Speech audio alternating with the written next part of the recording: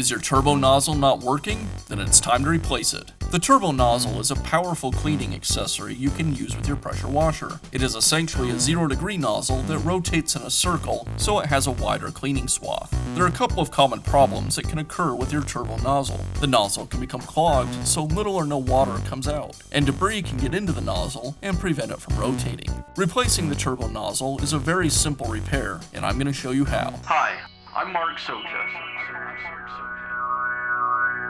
Do-it-yourself repairs like these are easier than you might think. From lawn machines to cordless drills, kitchen mixers, Outdoor grills. our how-to videos walk you through each repair from start to finish. So doing it yourself means never having to do it alone. Let's get started. If there's already a nozzle in the wand, go ahead and remove it.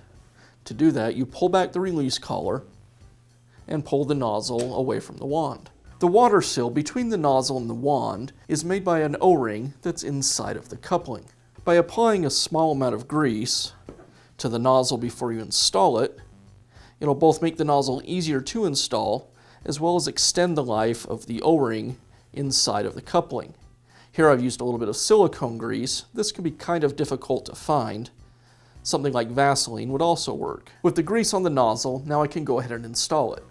Again, I pull back the coupling, insert the nozzle into the wand, and release the coupling. And it's ready to go. Be sure to check back often for new videos and expert advice. If you found this video helpful, give us a thumbs up. And leave a comment.